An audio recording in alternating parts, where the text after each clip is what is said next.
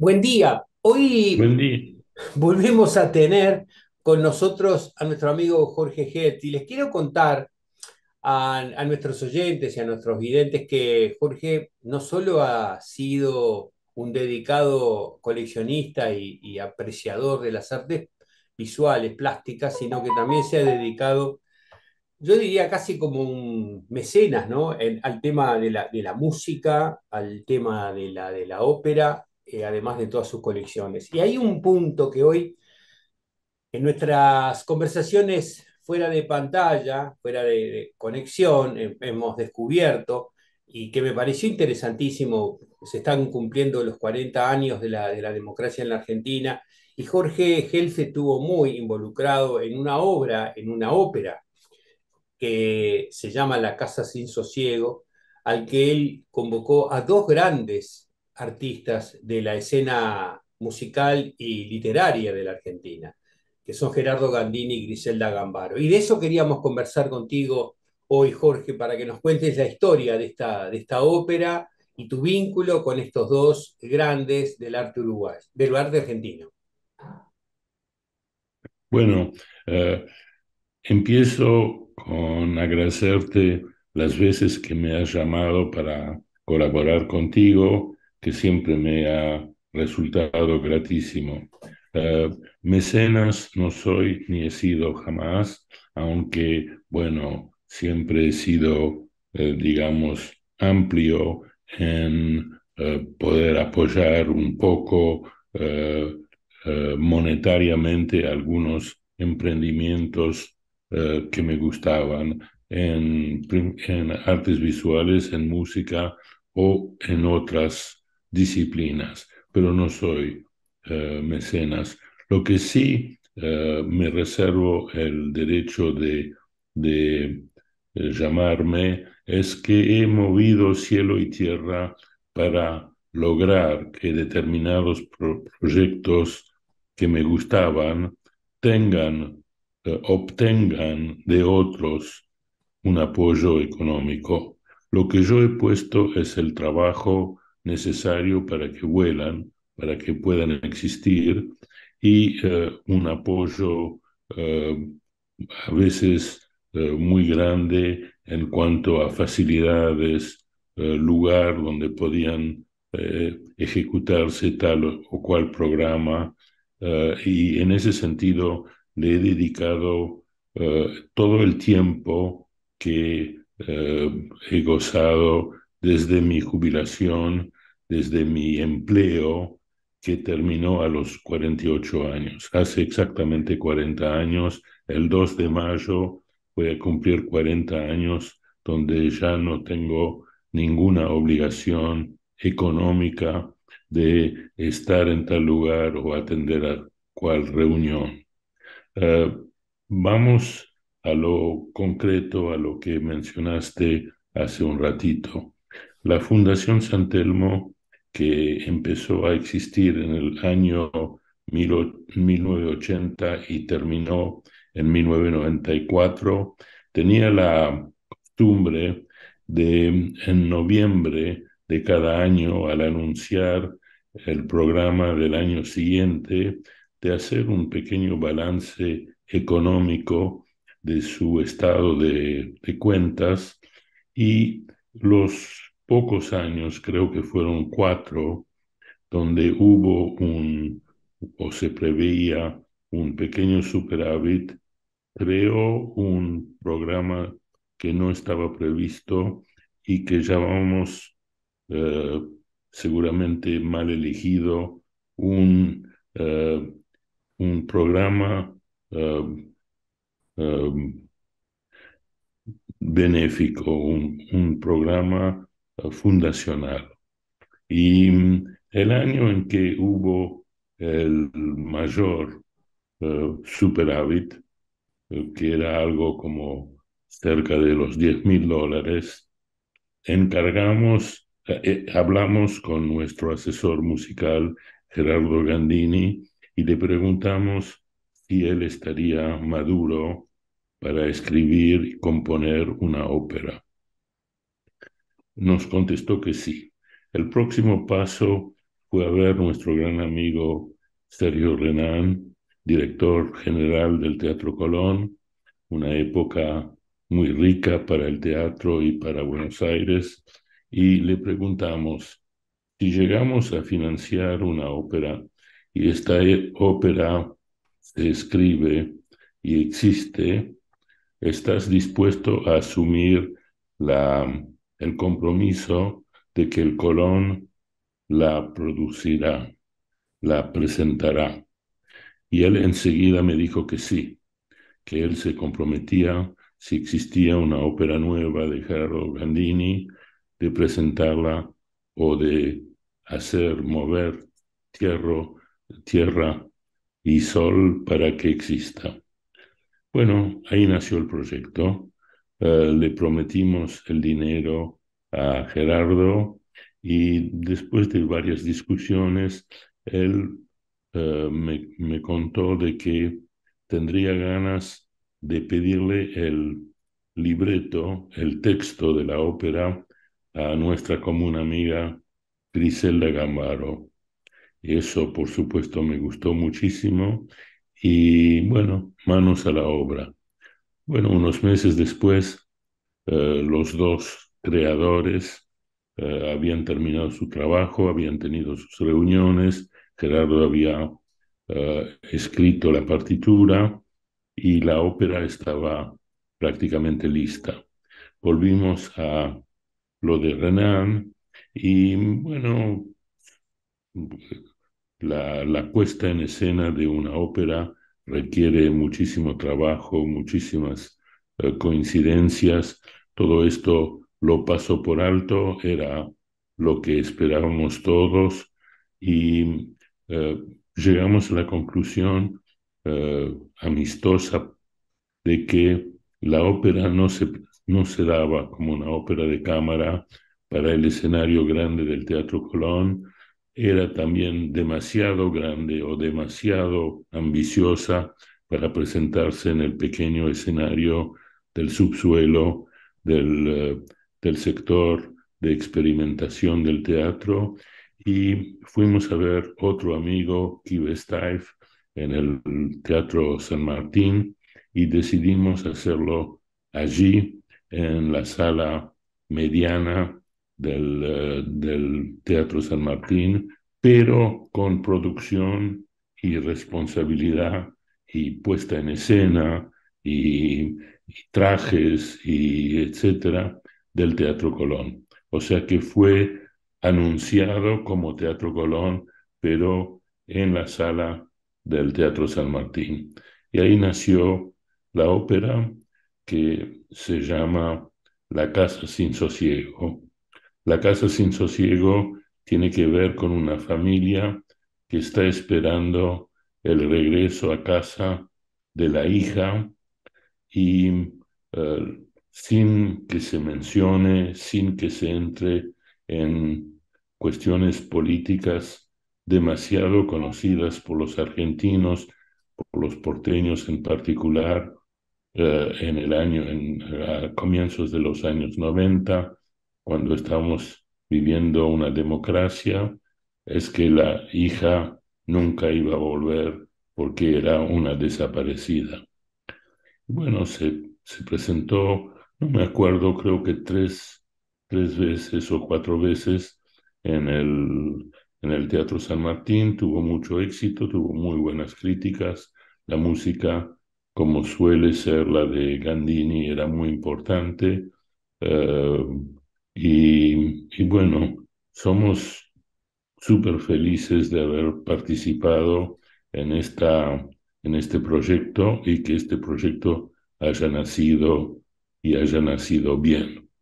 Desde entonces se han puesto en escena con puestas diferentes, pero por supuesto la misma música, la misma parte cantada, en dos oportunidades. Ninguna de las dos he podido verlas por viajes, pero sé que han existido. Una vi filmada y la otra la escuché sin ver lo que habían ideado escénicamente. Eh, para mí es un honor y lo tomo así de haber participado en la creación de, de la Casa Sin Sosiego. Agrego un pequeño comentario que realmente no tiene mayor importancia, es que en el último libro que llegó a escribir Gerardo antes de morir, eh, cita La Casa Sin Sosiego y habla de este proyecto y le da crédito a la Fundación San Telmo y al Instituto Torcuato Di Tella. Bueno, el instituto es parte de mi vida. He sido concurrente al mismo durante los años que existió. Fui muy amigo de los Di Tella mismo, pero no solamente de los Di Tella, sino de los artistas y de los actores y de los directores y de los subdirectores del instituto, mientras duró del año 60 al año 71, pero por supuesto en el año 90 y pico no existía. Estaban, conocían de nuestro proyecto, éramos muy amigos, pero no se debió la Casa Sin Sosiego a las dos instituciones, sino que se debió solo a la Fundación San Telmo. Y bueno, quiero que esta pequeña corrección se haga. Eh, nada más, dentro de todo lo que hicimos, que en 14 temporadas organizamos 1020 proyectos culturales, digo bien, 1020. Si me preguntan cómo pueden ser 1020, bueno, eran 97 exposiciones, 653 conciertos y lo demás eran ensayos, cursos, conferencias, programas para chicos y demás para sumar un total de 1020, con lo cual dormimos poco. Eso es el final del cuento. Jorge, volvamos un segundo a la ópera. Eh, Tengo entendido que allí recrea un poco el mito de Orfeo. ¿Podrías contarnos un poquito esa argumentación?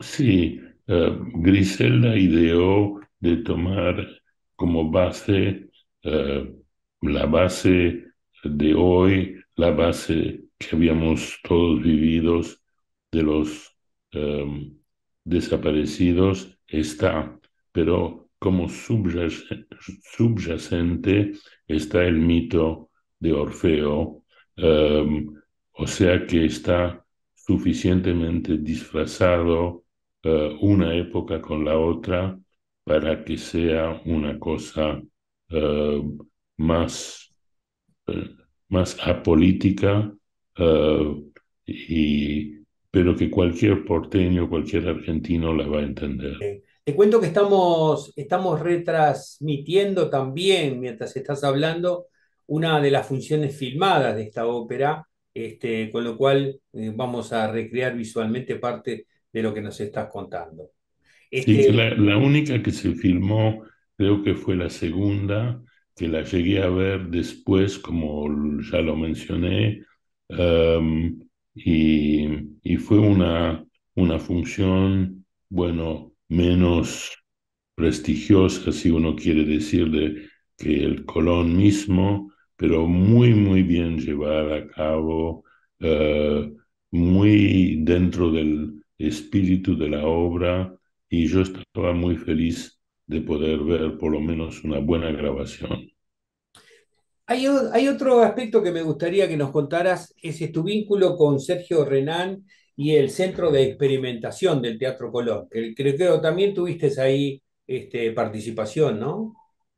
Sí, a mí, desde que me empecé a interesar por la música, que fue a los 16 años, en 1950, mamá un día nos dijo, nunca fueron a ver ópera, Es una cosa que ni yo ni papá seguimos muy de cerca, pero nos interesa la ópera y compré entradas para el domingo para que vean una representación de los maestros cantores de Nuremberg de Wagner.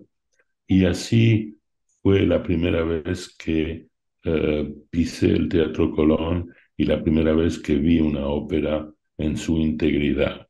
Dicho de paso, era un domingo por la tarde, a las 4 de la tarde, y la ópera duraba hasta poco antes de las 10 de la noche.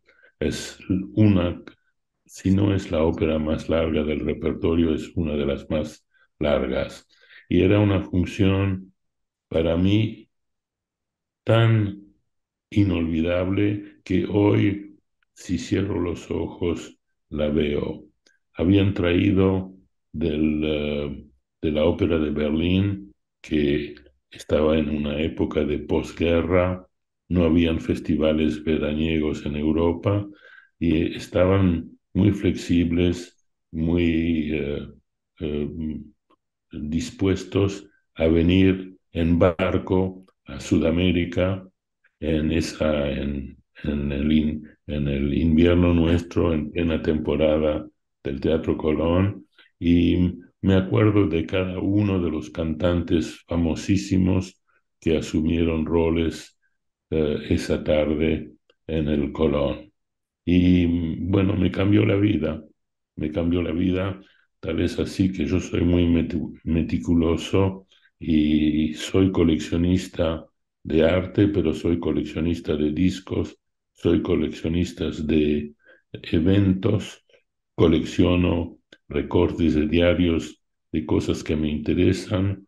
eh, He coleccionado de chico estampillas, he coleccionado ah, autógrafos y les puedo decir que hasta hoy vi 1.255 óperas en mi vida, que es una cifra bastante importante.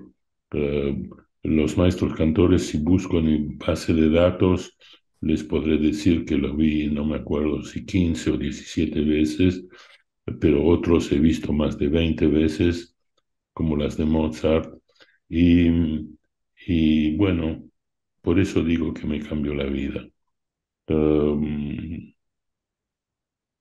Muy poco después me di cuenta que Buenos Aires estaba privilegiado porque tenía el Teatro Colón, pero tenía, además del Teatro Colón, otra orquesta sinfónica nacional, tenía conciertos variados, desde música de cámara, solistas, dentro del Colón, fuera del Colón, en otros barrios, y era realmente una capital musical de suma importancia en el mundo. Y, y bueno, lo que le faltaba, eh, habré tenido 20 o 22 años, era música contemporánea. Me interesé por la música contemporánea y contrariamente a mucha gente, no me produjo ningún rechazo. Me produjo, sí, muchísima exigencia de atención, de dedicación, de concentración cuando se escucha una obra nueva. Y esto es una cosa que hasta el día de hoy existe. La gente rechaza de entrada el lenguaje contemporáneo porque es un lenguaje difícil y porque es un lenguaje nuevo, pero además es un lenguaje que requiere una concentración y una atención muy particular y muy sostenida. Yo siempre digo de que una persona que no es profesional va a ver una exposición con cuadros eh, pintados ahora y puede rechazarlos o puede no interesarlos, pero también puede engancharse. ¿Por qué? Porque entra en la sala, ve un cuadro y le parece curioso o no lo entiende bien o no sabe de qué se trata, y entonces mira un poco el cuadro de al lado o da unos pasos, vuelve y mira otra vez y ya le va descubriendo otras cosas que no había visto en la primera mirada y se acerca un poco más a la obra. Y puede ser que ese día u otro día la vuelve a ver y ya se va enganchando más y más. En la música eso no existe. En la música o uno se concentra desde el comienzo hasta el final o el mensaje no le va a llegar. No le va a llegar porque como cualquier esfuerzo intelectual, requiere la participación grande del que recibe la obra. Eh, Borges decía con mucha razón de que el libro, el éxito del libro, la fama del libro, no lo hace el escritor, para nada. Lo hace los lectores. Y los lectores leen un nuevo libro y se aburren y ahí queda. Puede quedarse toda la vida, puede quedarse 50 años marginado por falta de interés. O sea que es el lector el que hace el libro. Y es lo mismo en música, en forma casi más aguda.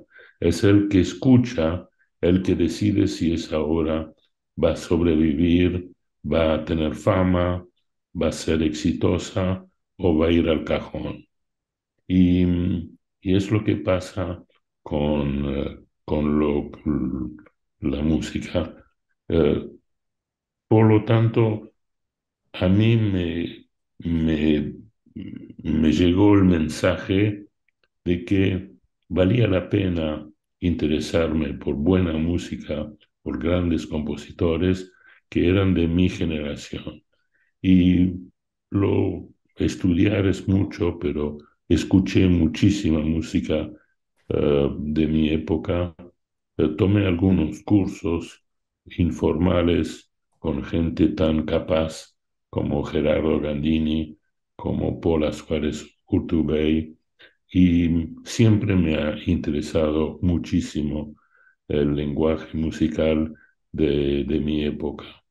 He llegado al, tal vez al colmo, no es la palabra adecuada, de programar un viaje a Europa para ir a visitar mis padres, pero sobre todo para coincidir con el estreno en París de una ópera de Luciano Berio o de Luigi Nono o de Karl-Heinz Stockhausen y por supuesto de mi querido amigo Pierre Boulez.